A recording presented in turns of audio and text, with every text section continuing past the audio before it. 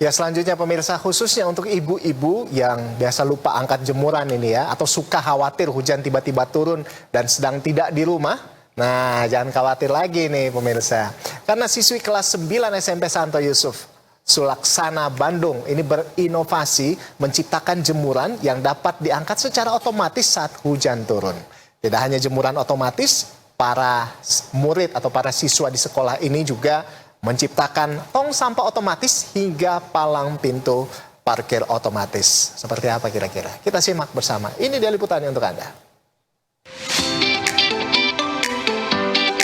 Dari ruang belajar siswa-siswi kelas 9 Sekolah Menengah Pertama Santo Yusuf Sulaksana Bandung inilah berbagai inovasi diciptakan dalam rangka memenuhi ujian akhir sekolah.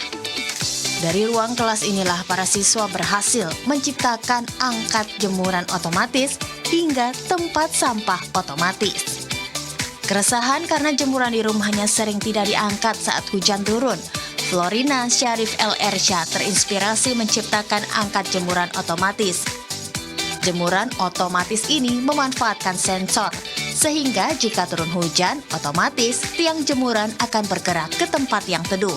Di sini saya membuat jemuran otomatis. Saya terinspirasi membuat jemuran otomatis ini karena melihat dari kehidupan sehari-hari.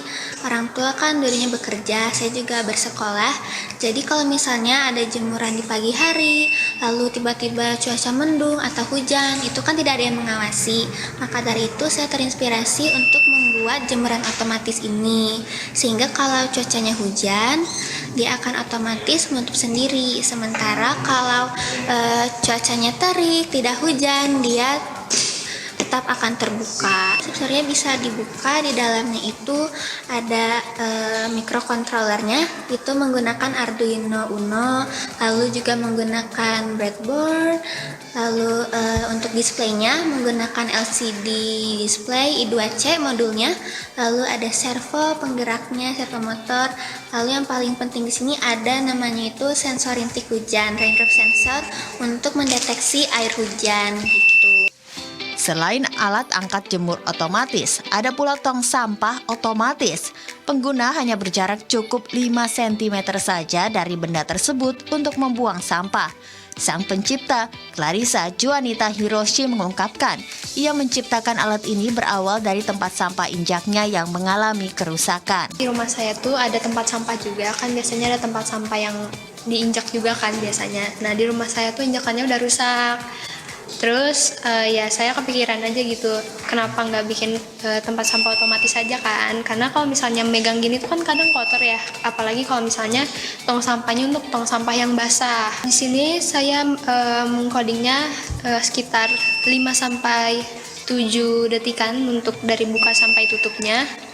Terus jarak buat sensornya di sini saya sekitar 5 cm-an. Kepala Sekolah Santo Yusuf Sulaksana Markus Edi Sulisman mengungkapkan, para siswa tidak hanya terpaku belajar teori dari buku saja, melainkan dapat menciptakan inovasi dari pelajaran yang diberikan oleh para guru.